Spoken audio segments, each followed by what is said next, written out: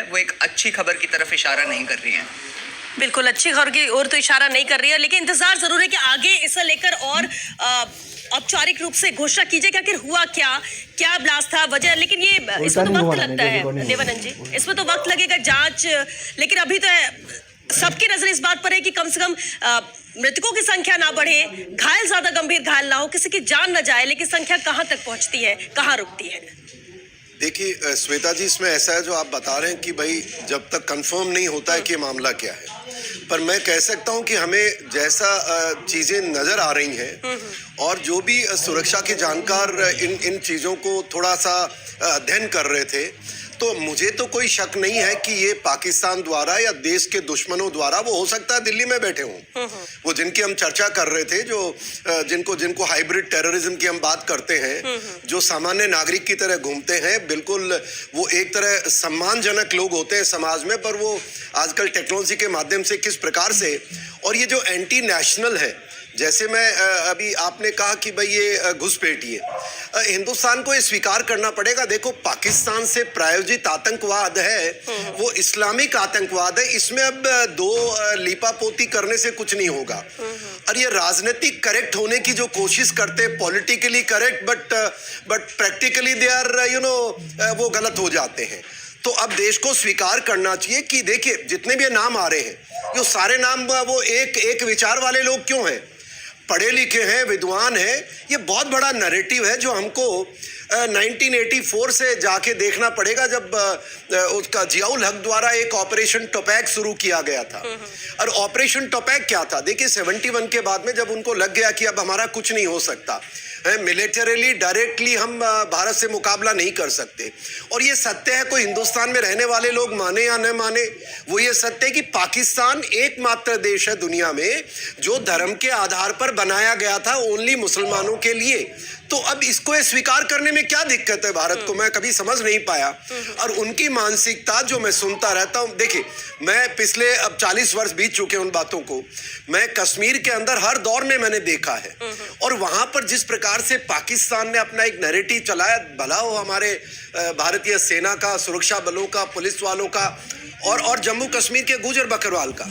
देखिए, मैं बहुत स्पेसिफिक ये सवाल कह रहा हूँ, आज ही चर्चा कर रहे थे, तो मैंने कहा अगर हिंदुस्तान के अंदर जम्मू कश्मीर हिस्सा है, तो पहली चीज भारतीय सेना, और दूसरे उनका समर्थन देने वाले पहाड़ों में गुजर बकरवाल, और इन लोगों ने जो बलिदान दिया है, वरना पाकिस्तान आज भी बाज नहीं आ रहा है। देखिए, ऑपरेशन सिंदूर किया हमने, तब उसको थोड़ी अकल ठिकाने आई, उसको समझ में नहीं आया, पर ये हमें पता था।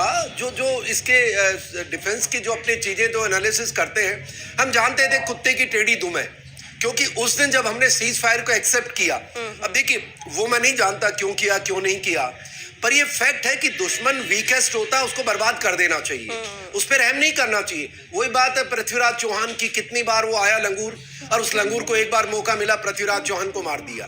तो ये इस तरह के जो क्रूर लोग होते हैं, इनको माफ। और अब अगर ये, मैं तो कह रहा हूं, ये मेरे ख्याल से यही होने वाला है, आज नहीं तो ये कल करेंगे। देखिए, जो अभी आज कितना बहुत बड़ी संख्या में गोला बारूद, AK-47 असला पकड़ा गया, 2 दिन पहले स्नूफिंग वो जो एयर फ्लाइट्स का हुआ।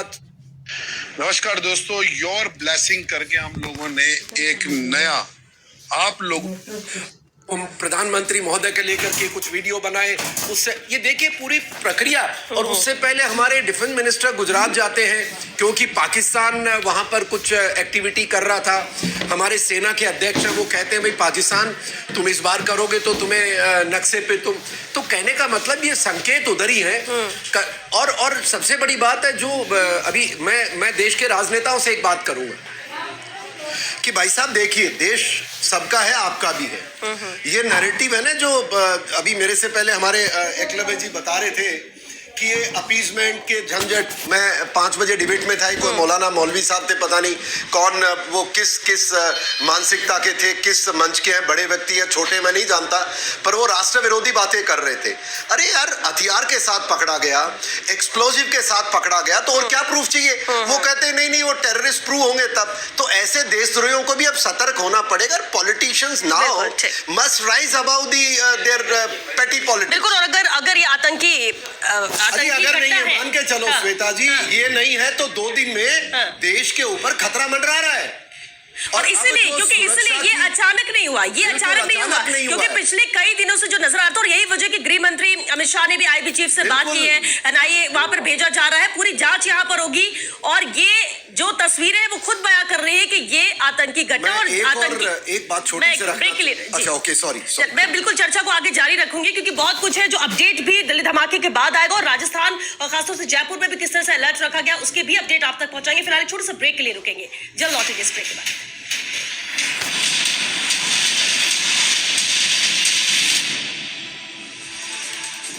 यूं ही नहीं ताज बन जाता है। अधिकारी हैं वो सब मौके पर पहुंच रहे हैं और कुछ ही देर में जो पूरा घटनाक्रम है वो पुलिस की तरफ से साफ हो जाएगा। जी वरुण, कितने बजे के आसपास ये धमाका हुआ है? देखिए, अब से थोड़ी देर पहले ही दिल्ली पुलिस को और फायर डिपार्टमेंट को एक कॉल मिली थी, तो करीब आधे घंटे पहले की ये सूचना है जो कि दिल्ली पुलिस को इस बात की जानकारी मिली थी कि लाल किले के पास जो मेट्रो स्टेशन है वहां पर गेट नंबर 1 के पास ये एक धमाका हुआ है, गाड़ी के अंदर धमाका हुआ है। अब जिस तरीके से पिछले कुछ समय में आपने देखा है लगातार जो दिल्ली पुलिस है वो कार्रवाई कर रही है, कई संदिग्ध जो आतंकी है वो पकड़े गए हैं, ऐसे में मामला जो है वो बेहद संवेदनशील हो जाता है। यही वजह है कि आला अधिकारी पहुंचे हैं और गाड़ी में धमाके के बाद काफी जबरदस्त ठीक है वरुण, आपको रोकना चाहेंगे। देखिए तस्वीरें सामने आई, तस्वीरें आप देखिए, धमाका काफी जोरदार है, लोगों की भीड़ भी काफी ज्यादा थी। चूंकि आज मंडे का दिन है, मेट्रो के पास में ये कार खड़ी हुई थी, लोग मेट्रो से सफर करते हैं, ऑफिस जाते हैं, और चूंकि मार्केट एरिया है और टूरिस्ट एरिया भी है, लाल किले के पास में ये धमाका हुआ है। धमाका काफी जोरदार था, आग की लपटें भी आप देख सकते हैं, धुएं का जो गुबार उठ रहा है उसको आप देख सकते हैं। मौके पर अफरा तफरी मची हुई है, धमाका काफी जोरदार था। ये तस्वीरें आप देख सकते हैं, लाल किले के पास में मेट्रो स्टेशन के गेट नंबर 1 के पास में ये जोरदार धमाका हुआ है। मौके पर अफरा तफरी का माहौल है, भारी संख्या में लोगों की चूंकि लाल किले के पास में भीड़ रहती है, ऐसे में ये धमाका हुआ तो हुआ कैसे? जिस कार में धमाका हुआ है वो कार वहां पर कैसे पहुंची, किसकी ये कार थी, क्या बैटरी फटने की वजह से ये धमाका हुआ है? लेकिन जो तस्वीरें सामने आई इसे देखकर लगता नहीं कि बैटरी फटने की वजह से ये धमाका हुआ है, क्योंकि देश में जिस तरह से लगातार एटीएस की तरफ से कार्रवाई की जा रही है, एनआईए की तरफ से कार्रवाई की जा रही है, 7 आतंकवादियों को आज ही जो कार्रवाई हो रही है उसमें गिरफ्तार किया गया है और बड़ी मात्रा में विस्फोटक पदार्थ भी बरामद किया गया। दूसरी तरफ देश की राजधानी दिल्ली में इतना बड़ा धमाका होता है, वो भी लाल किले के पास में, तो कई सारे सवाल खड़े होते हैं।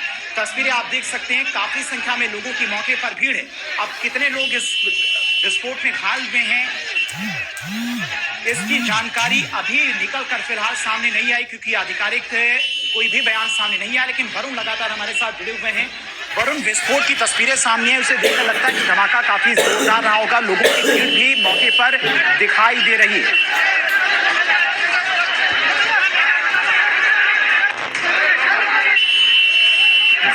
वरुण, आवाज पहुंच रही है आप? में धमाका